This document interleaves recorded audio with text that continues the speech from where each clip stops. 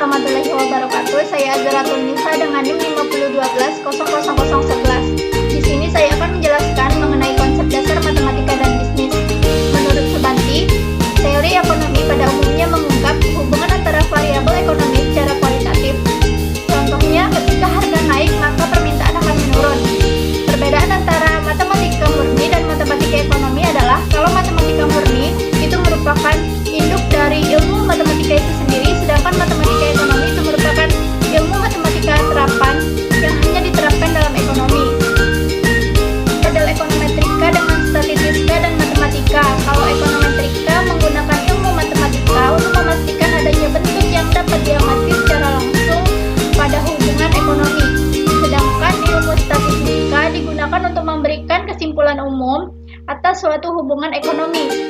Model ekonomi adalah pola dari suatu teori ekonomi yang dinyatakan secara verbal, diagram, dan matematis. Saya akan menjelaskan mengenai hubungan linear dalam penerapan ekonomi. Fungsi linear diterapkan dalam ilmu ekonomi makro dan juga ilmu ekonomi mikro. Ada beberapa fungsi hubungan linear dalam penerapan ekonomi. Yang pertama ada fungsi permintaan, penawaran, dan keseimbangan pasar. Yang kedua fungsi biaya. Yang ketiga fungsi konsumsi dan tabungan. Yang keempat analisis peluang pokok. Yang pertama fungsi permintaan. Fungsi permintaan itu menghubungkan antara variabel harga dan variabel jumlah barang atau jasa yang diminta. Sedangkan fungsi penawaran itu menghubungkan antara variabel harga dan variabel jumlah barang atau jasa yang ditawarkan. Sementara keseimbangan pasar itu jika suatu barang yang itu dikatakan berada dalam keseimbangan pasar apabila jumlah barang yang diminta sama dengan jumlah barang yang ditawarkan.